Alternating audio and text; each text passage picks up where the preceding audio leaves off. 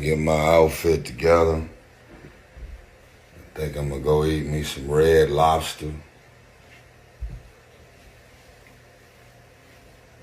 I ain't never been arrested. Never went to jail in my life. Never. Why? Because I don't do anything illegal. I want to send this message out to all of the fathers. This is not man versus woman. Make sure I say that. Take all that shit off the table.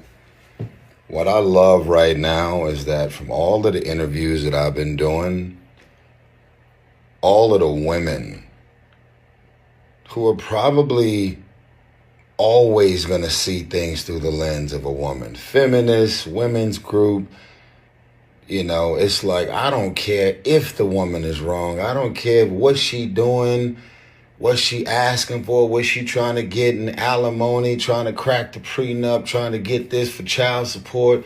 I don't give a fuck how wrong she is. Most women are always going to see things through the lens of women. So I feel like we're in a real place right now where I could not be more proud of the women that have been vocal and outspoken about all of this goofy shit that my ex is doing and still doing. As a matter of fact, both of my ex. Now, I know y'all are quick to say playing victim, gaslighting, manipulation, narcissist. They gonna put all kind of shit on you to make sure that whatever they decide to believe about you is what they want to believe, because what? I was born a man. I got it.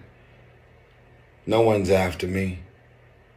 There's no Crips and Bloods after me. There's nobody in corporate America after me. There's nobody at none of these movie studios after me. There's none of these record labels after me. I got baby mama drama. You get in a relationship with an entertainer who happens to be a public figure, or somebody who's a real estate tycoon, or somebody in the tech space, or somebody who has an actual profitable business. Now, this is what's crazy.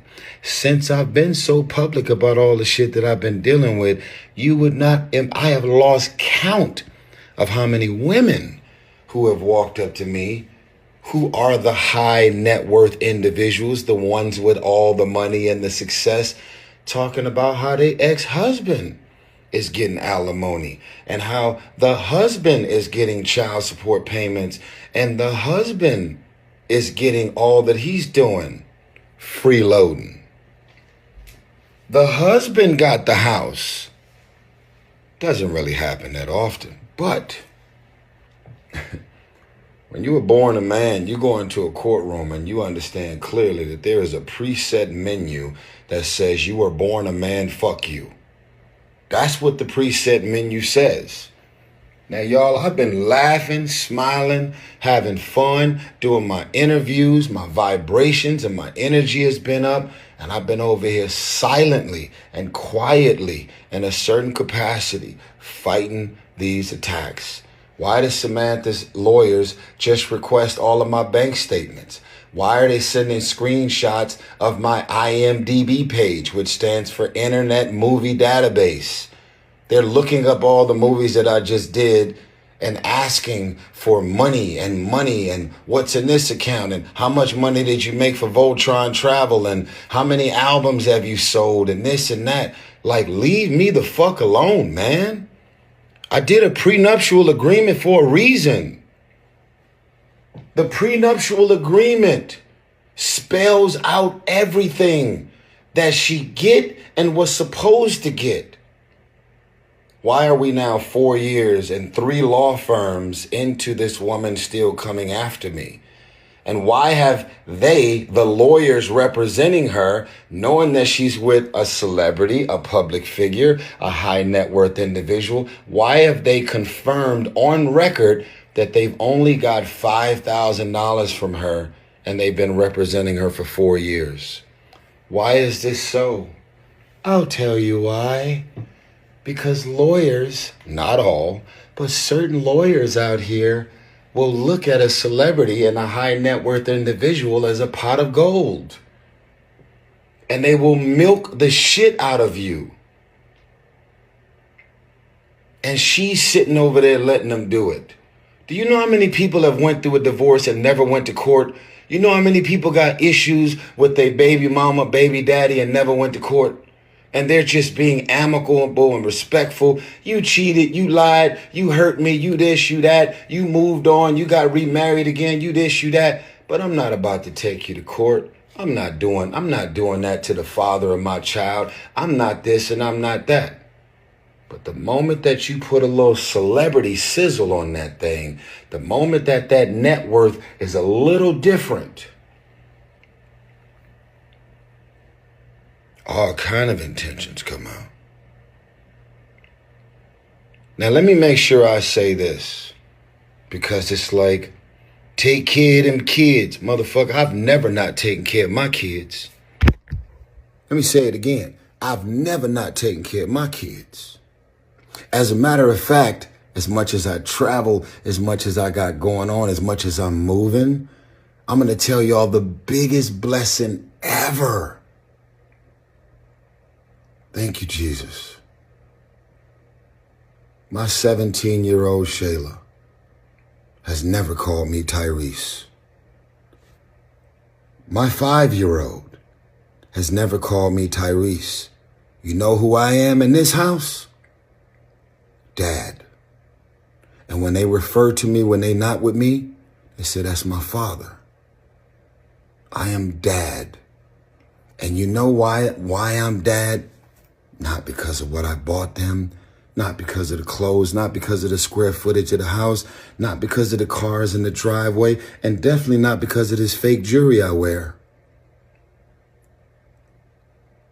I'm a father.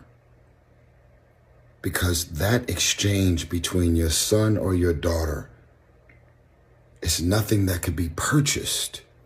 It's something that they feel about you as a father because you have a presence in their life. All this shit about money, arguing back and forth, that's for me and my ex to deal with. But when it comes to my kids, my babies, they've never wanted for anything. But I can't stop their mothers from coming after me for more. My mama, rest in peace. My mama didn't raise no fool. And my mama didn't raise anybody that would just lay down and take whatever somebody wants to dump on me.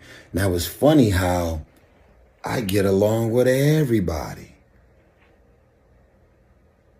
You don't see me doing no interview. Even when it came to little random ass shit I was dealing with in the past with Tank and Genuine. Man, come on, man. That's like laughable. We do have some concerts coming up, by the way, with BBD, Silk, and Tevin Campbell. So y'all make sure y'all get y'all tickets to support real R&B. That's if they don't lock me up in the morning. I know I'm different. I know I'm doing what most people don't do. I can't even say I'm in fear right now. If he's going to arrest me, I'm just going to say, fuck it, man, get it over with. But the details are very simple. I had one of the most detailed and specific prenuptial agreements in place. And I can talk about this publicly because it's already been addressed publicly. Literally one of the first paragraphs in my prenup. And these are some legal words. It's called contested versus non-contested. And let me break this down for the folks that don't know. When you have a non-contested argument, that means everything about these documents is non-contested. We're not arguing about anything. There's nothing to discuss. There's nothing to go back and forth about. There's nothing to unpack. Everything that's been mapped out in this prenuptial agreement has been spelled out and laid out. She had an attorney to represent her for the prenup, and I had one as well. That's a non-contested prenuptial agreement. They have contested. They have said that there are certain things in the prenup that they don't feel the same way about and they want to change it. But And so now they're saying it's a non-contested prenup, and yet there's at least 15 different examples of them contesting the validity of the prenup.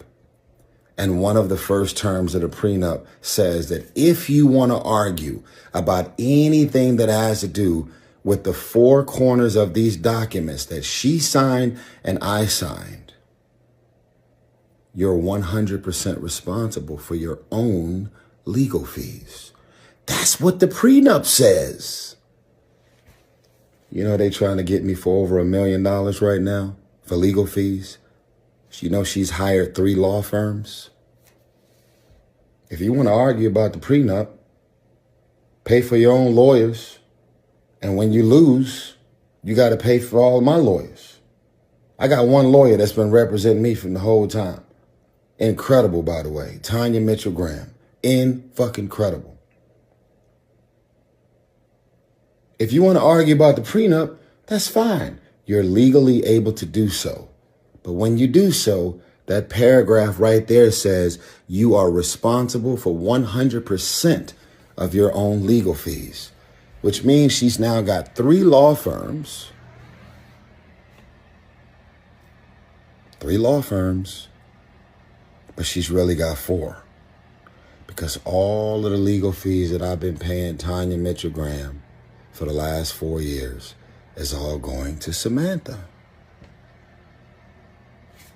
That's the prenup that we both signed.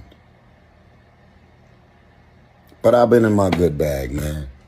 I've been laughing. I've been having fun. I've been running around doing all these interviews, man. I just want to tell everybody out there, man, who's gave me their stage and their platform and their podcast, their radio station. I just want to tell y'all, man, y'all could have had anybody on y'all show.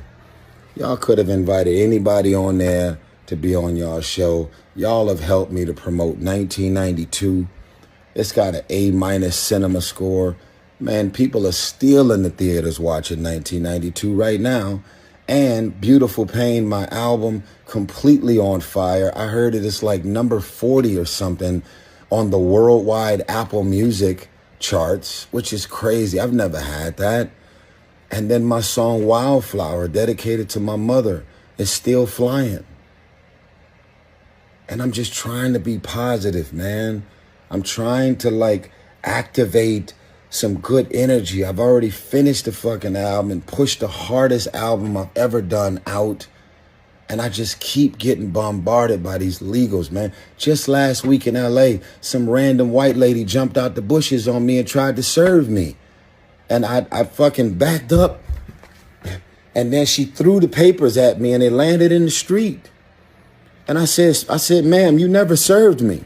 She said, you have been served. She's filming me. And I pull out my camera and I'm filming her. And I said, ma'am, the paperwork is not in my hand. As a matter of fact, you put it all in the street. You're loitering. This is a really nice neighborhood right here. And you got trash all over the street.